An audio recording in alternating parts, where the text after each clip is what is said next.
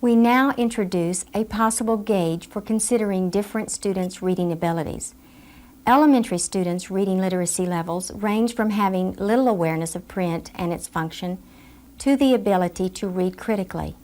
A stage of reading is a marker of literacy development and is important for instructional purposes. For instance, a child with a stage 4 of reading is more advanced than a stage 2 reader. A student at stage 0 has little awareness of print and its function. It is an important time for them to have access to books and experience listening to a wide range of literature. It is during this time that they develop the ability to follow a plot and understand written language without personal experiences. As this awareness develops, a child learns to predict story events and begins to pretend to read books by inventing text.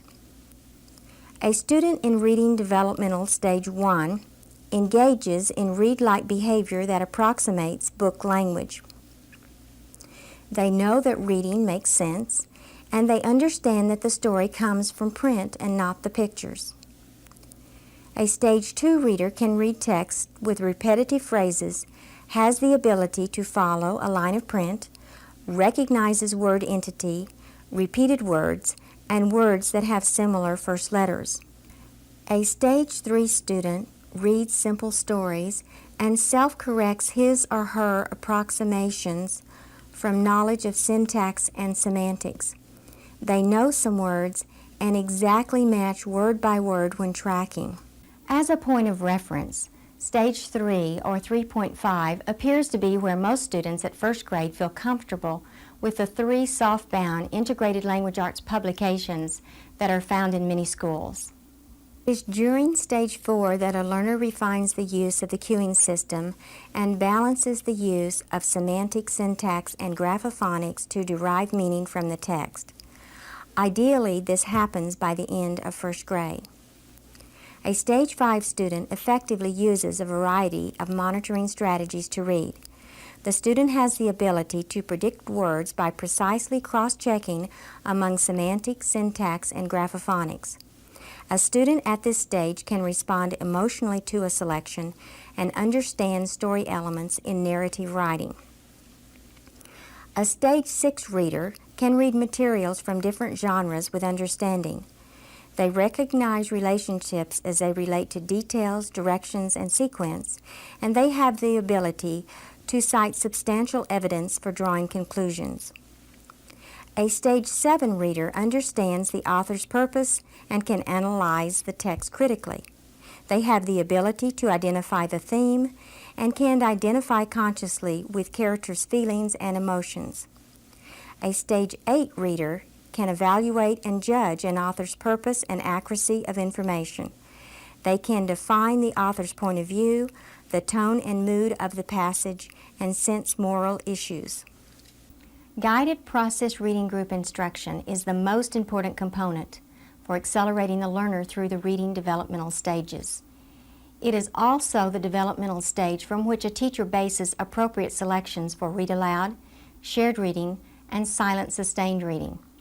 Guided process reading begins at kindergarten with books the student has dictated to the teacher. A teacher-made book may be based on a student's experience or a rewrite of a simple repetitive pattern book. These can be placed in a plastic bag and reread during silent sustained reading. Some of you who might be doing teacher-made books, this is the way we're going to start the progression. Let's put a few notes right there in the margin before this just slips right by us and we don't notate it. Let's put pre-primer by Stage 3. What they've done with the pre-primers now in the new series is they have put those into hardbound books, but most of you can identify with those first grade books that used to be called pre-primers, and that's where the simple stories would be. So perhaps you've already highlighted this. If you haven't, why don't you do that? That's just a little benchmark for you to remember, that Stage 3 is where stories in first grade, there starts to be dialogue, there starts to be something happening, there's characters and little quotation marks and things like that, and there's something going on. So that's where we start targeting, recognizing the who, the what happened, and the end of the story, and then we try to stabilize it right here. There are children in 4th, 5th, and 6th grade that don't have that stable.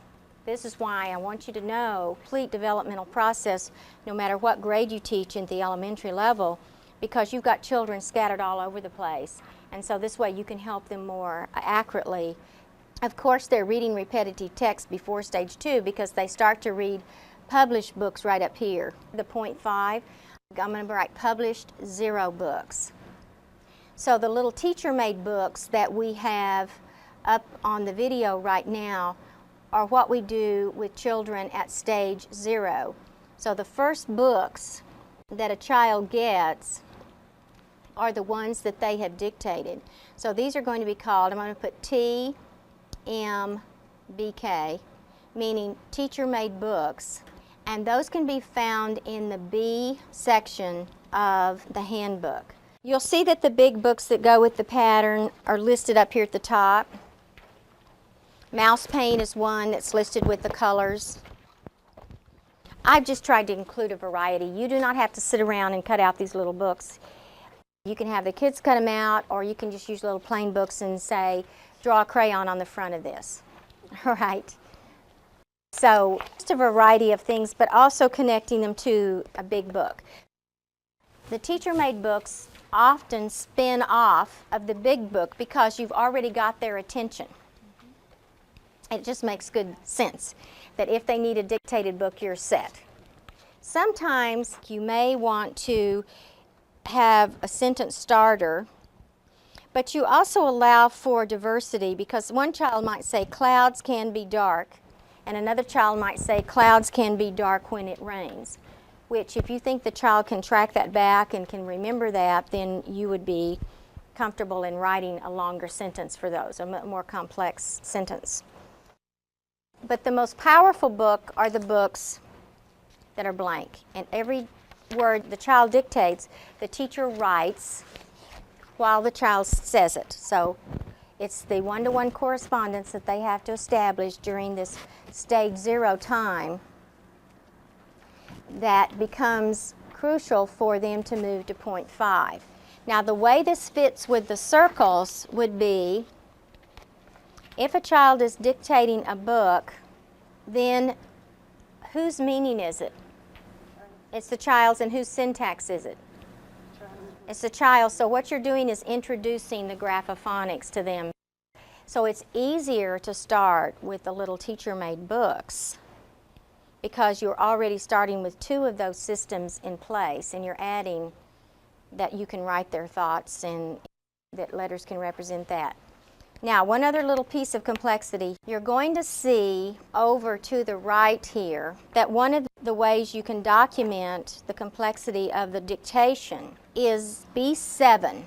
And you may want to circle that on your folder just as a reminder. That B7 can be useful with K1 teachers and also preschool teachers. The teacher-made books are when you're also getting another little bonus out of it because it's modeled writing as well. So these pieces are blending together.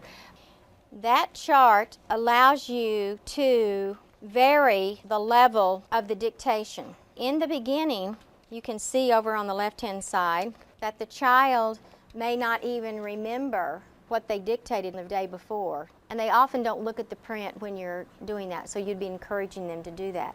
Now, the relevance of this at this time is for you to notice that at the top here, you have stage early 0, and then you have 0, and then you have point 5, so you can continue this after you started the published 0 books. If you needed to, and the child wasn't moving as smoothly out of that as you would like for them to do, you could be doing both things for a while. The thing also I want you to notice here is that this becomes more complex as you move across. At first, we're just asking for one-to-one correspondence.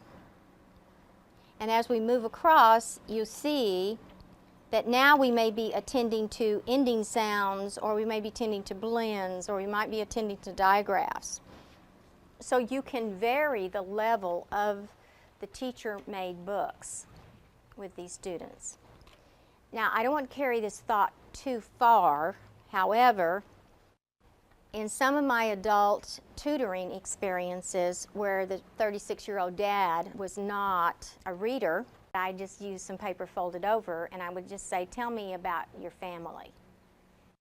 On this page, just tell me about your little girl. You said you had a little girl and a little boy. Tell me about those children that you have. And I would just take down what they said about their child, and then they would be able to read that back. So dictation can be used in various forms. Most of the time it's used with your very young children, and it's used effectively for children who have sufficient print awareness and have moved from the early 0 to stage 0. This, by the way, is what we hope happens from birth to the first day they're 5 years old. This is that 1,000 hours that we talked about. Some people say 2,000. I'll take 1,000. If they come to school with that, there's a higher chance of them being on standard by the end of kindergarten and by the end of first grade, which means if they're on standard there, the chances of them staying on standard are higher than if they get off standard in K, they get off standard in first grade, it lessens, of course. So, many of you are faced with children who have not had that much print awareness. So our effort to help you with that is we have developed some videos for the infant, the toddler, and the young child that you can use with your parenting classes. Maybe you can have some outreach in that way. You can hold little informational teas about read aloud, demonstrate to them. We feel like there needs to be more emphasis here to help the teachers out because there is a foundation there that is crucial for the teacher to have before they can teach them the strategies.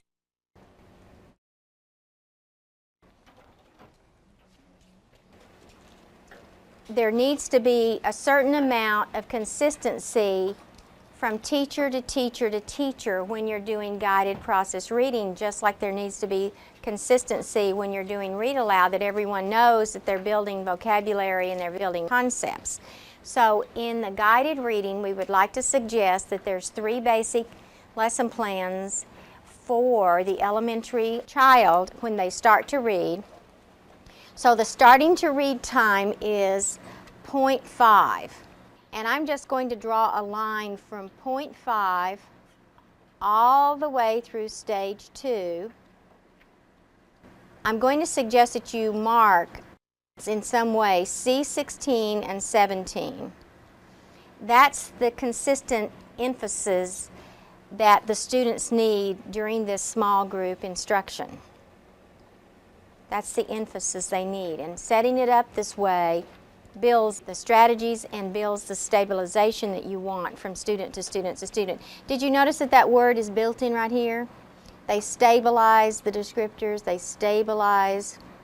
It's on every line. You don't want to move the child too quickly. We're going to give you a timeline as to how much time they need at each of these developmental stages later on. You switch over from that lesson plan because they have enough development now that they need something more. And the lesson plan that you're going to see a clip of is on C26 and 27 if you want to go ahead and mark it on your folder. And that's for stages 3 and 4. And because of the way the model is set up, then the lesson plan is going to emphasize the appropriate comprehension. Then when we get to the beginning of 2nd grade, which aligns with stage 5 development as to how complex the child is in their networking system, then you need to switch over to a more complex lesson plan, which would be C30, 31. That goes clear to the bottom? Yes, it goes clear through 6th grade. Then if you have a middle school and you want to know about that, or if you do work in adult literacy, then I would suggest that you look at C32 and C33, and that will take you through your adult learner. Now, these lesson plans are for middle school in a setting where a student was not on grade level. So C33 is for the adult learner who has not reached the 6th grade proficiency level, and you might be tutoring them a couple of times a week. So there's some extra suggestions for those. But the ones we're mainly going to be concerned about would be 3 for the learning how to read time, and this is your print awareness time. And you can use B5 in that shared section in the handbook to develop those. It connects to the shared reading. If you want to go ahead and turn to the page, it's okay, but this clip is going to be so quick. All we're going to try to do today is give you an overview and then also tell you some things about the grouping. And then tomorrow we're going to show you a longer segment on each of the plans and go through the plans. So today, to just relax and see if we can get just an idea of what we're talking about.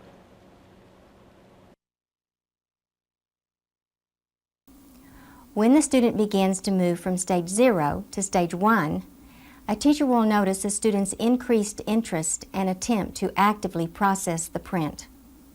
They will look at the print, point to the print, and attempt to predict the words.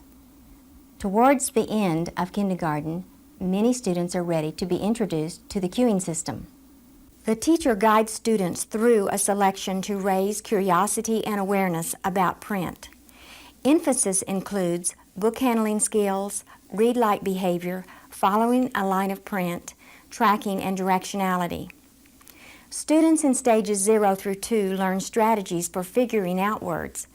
Guided process reading instruction at stages 0 through 2 may include a familiar book, a new book, and a guided process writing connection. It should look natural and enjoyable. Teachers do not read the words, but guide students to predict the words by asking cueing questions. These kindergarten students are enjoying a familiar book. For sound purposes, this guided process reading demonstration group was videotaped outside the classroom. Good pointing. Okay, let's remember and let's see what others could juggle. Why don't we start off by partner reading today, okay? So I want you to read to him, and then he's going to read this page to you, all right? And you're just going to read the book back and forth like that. Okay, who would be the first reader right here? You want to read first? Okay, start right here. Read this to her. You watch as she reads, okay?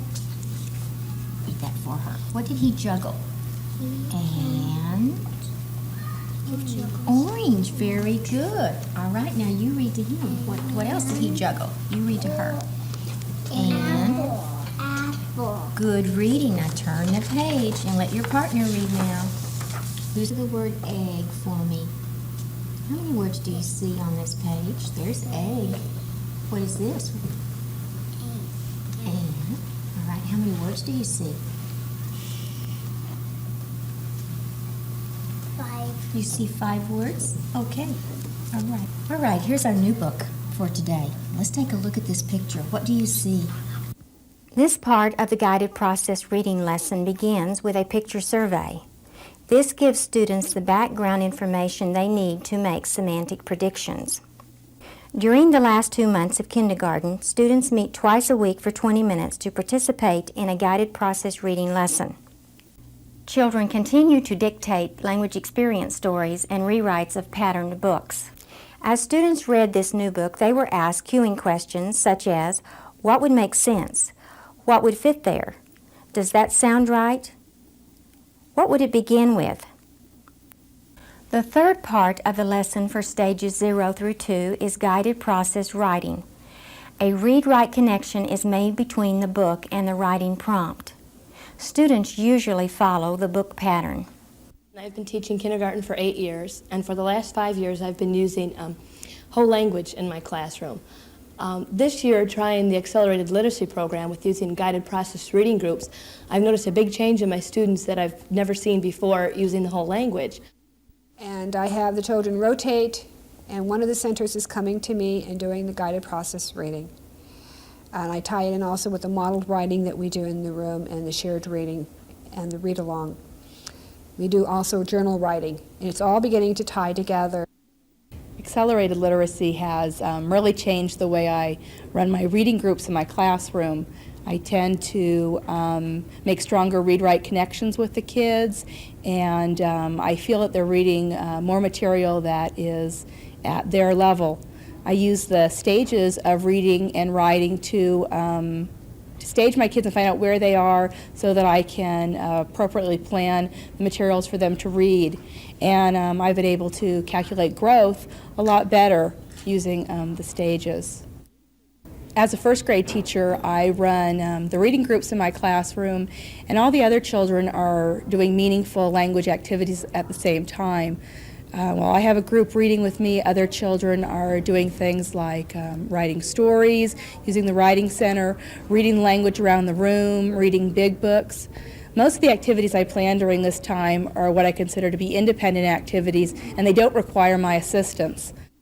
In summary, students are introduced to the cueing system of semantics, syntax, and graphophonics in stages 0 through 2. Aspects of reading, such as concepts about print, letters, and sound symbol relationships, are learned in context. As students move through the early reading stages of 3 and 4, they learn to use the cueing system effectively. A guided process reading lesson includes a new book and a writing connection. The teacher guides students through a brief picture survey, then creates a chart of their predictions. The students read the new book as the teacher guides them to process the print by asking cueing questions and interpretation questions. Teachers ask students to core read, read to a partner, read silently, and dialogue read. This story about too much noise, and he's very peaceful on this page, isn't he? All right. Do you think the wise man was wise? Yes. Did he help Peter solve his problem? Yes. How did he do that? He got all the animals out and then. I'd been a teacher for over 20 years, 22 years, and was locked into the old traditional way of using phonics, and if a spelling mistake was made, we corrected it, and I didn't move on until everything was just right. And so I had to let go of a lot of my old traditional ways. And I just said, okay, I'm going to give this system a try and do it wholeheartedly. And I am just so pleased because the class I have there's a lot of at-risk children. 18 out of 28 are Chapter 1 children and severely in need of a lot of extra help. And this program has got them reading. I am just thrilled. As we've been working with Sarah, Plain and Tall, we are discovering some things about the characters. Let's look at our chart so far before we start reading in Chapter 2. So far we know some characteristics about Sarah. She's strong, she's not mild-mannered, and we're trying to see if she's going to fit in this family with Anna and Papa and Caleb, all right? We know that she likes the cats and she likes the sea. So today, let's see if we can discover some more characteristics to see if this family is really going to fit together, if there's a possibility of these people becoming a family. So let's look at Chapter 2. In developmental reading stages 5 through 8, the teacher guides students through a selection by asking inference and evaluative questions. As the teacher guides students' thinking, visual maps are often created to assist students in critical thinking. Who's it from? It's from Sarah, actually. Okay, so that ought to give us some additional information about her. So why don't you read this first letter and tell me what you find out about Sarah, and we can add it to the chart. All right, so could you read that? You want a partner read, or do you want to read it to yourself? Partner. You want a partner read? You like that? Okay. If below grade level students are not flowing along in the normal developmental sequence that we would like for them to, C6 helps us to do that. I thought you might want a reference page as you're watching this part. You'll see how reluctant they are to give their answers. All right, someone's going to be missing, aren't they? Let's turn the page. Now, in a story, the main character, usually has a problem to solve. Would you read this first page to yourself and find out what the problem is? And when you know what the problem is, I want you to point to it with your finger.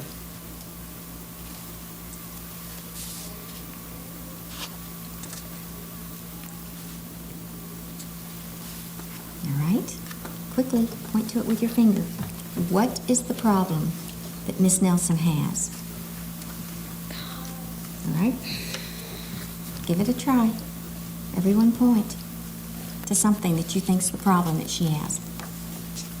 What do you think the problem is? Paper airplanes All right? Are doing what? flying through the air. It says they're flying through the air and they're actually paper planes. What's that word right there? What word did the author use? Spitball. Spitball. Paper planes. What is it? What can paper planes do? You got it. Think about the meaning. Paper planes whizzed. Whizzing. It's got a D on ED on it. Whizzed through the air. All right, that could be a problem in a classroom, couldn't it? What's another problem in this classroom? Spitballs on the ceiling. Spitballs on the ceiling. But what's the real main issue that's going on? The class is not behaving, so that is the problem that maybe Miss Nelson's going to have to solve. Students who are not able to recognize approximately 90% of the words in their grade level literature books need two types of guided process reading. Ideally, below grade level students need to receive a double dose of reading each day. First, they need to participate in heterogeneous groups with their peers in grade level text. This allows below grade level readers to discuss themes and critical thinking questions at their appropriate conceptual level. Second, below grade level readers need to participate in somewhat homogeneous flexible groups with students who have similar needs. This provides below grade level readers with additional opportunities to practice using the cueing system. Say that the flex group is a major part of helping the lower readers bridge the gap so that they can read in the 6th grade textbook. I had kids who could read nothing, and after the first day of flex group, because they could read something that was on their grade level, they were excited. They knew they could do something. They felt the power. I'm very happy to say that after using accelerated literacy, I have no non-readers in my classroom, which is very exciting.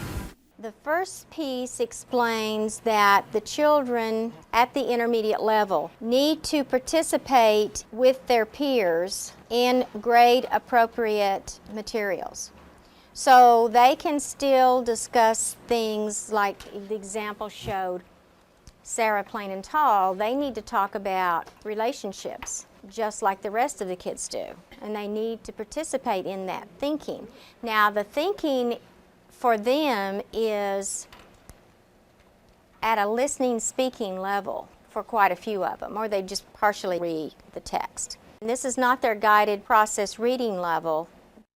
They can comprehend at that level, and they can add some often very pertinent information to the discussion because they're good speakers and they're good listeners, and they can still participate at that level very effectively. But that's not their guided reading. This would be their guided reading level. This is where you present them with supplemental literature.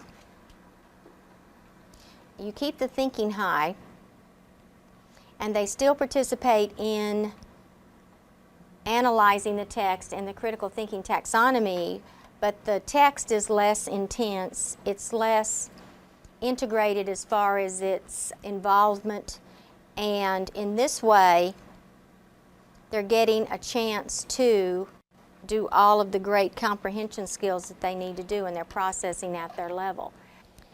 And now I can direct your attention to another page that will help us to keep notes on this. This is C12. If we keep them in the heterogeneous group, and this begins many times at the end of first, we can start those through the 6th. If we're moving into your school for the first time, then it could be that it's going to be more realistic in 2nd grade that you start the heterogeneous groups. And then the double dose, it would be your flex group. Kindergarten and 1st grade teachers, for the most part, would be involved with developmental groups when the children are reading. So you have 3 types of groups going on.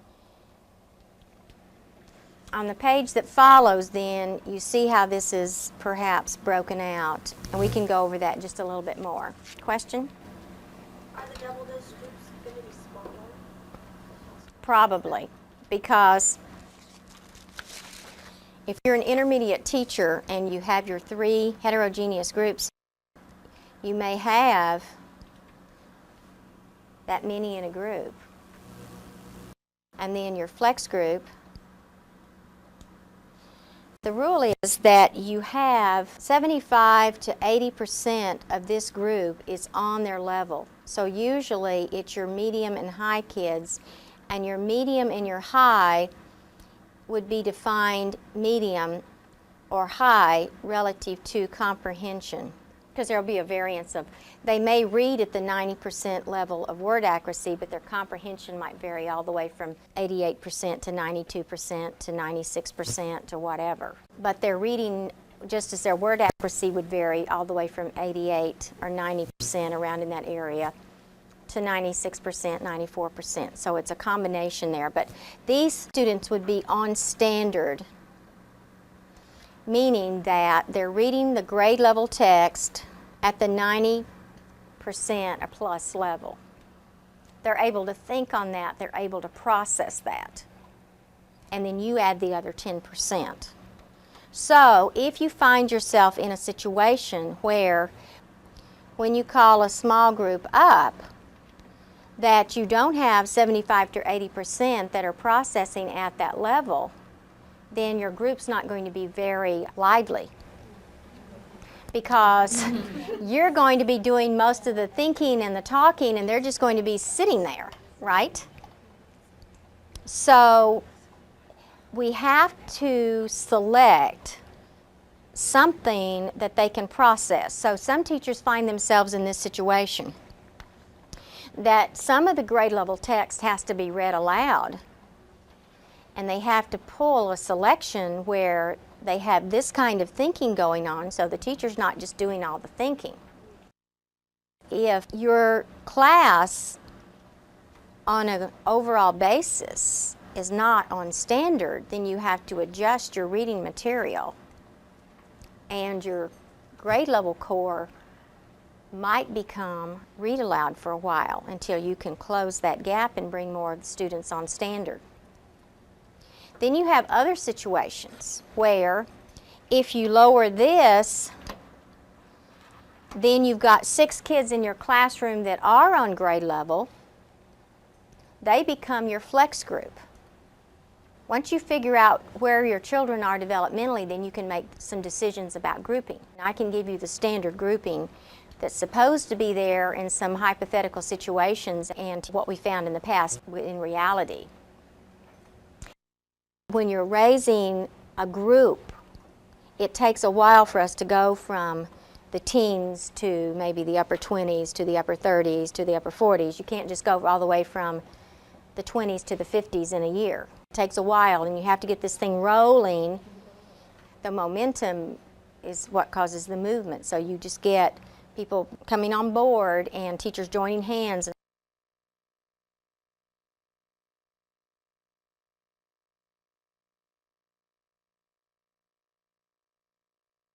Thinking through your groups, then you stage the children, but then you have to analyze the data. And that's one thing I really like about the fact that this is not going to dictate to you what you do. It's going to give you a tool, and then you have to do your analysis of the information to make the best decisions. So in a K1 situation, the grouping procedure would be 4 developmental groups. And some of you who are first grade teachers, what are you predicting that's going to come to you in reflecting upon, perhaps, the stages and from years past? What do you think might come to you? Do you think you're going to have some children who are early stage 0 in first grade? All right, so how many would you like to put there at the EO? Okay, we have 4 there. And then you have some at stage 0, of course. You want to put 5 or 6 there? Oh, you might have 10, okay. And then you've got some S.5, you've got some children that are ready to start processing the little published books. Maybe 5 or 7 or so. Gives us 20. Let me see if I can quickly find a classroom that was handed to me that was a first grade classroom.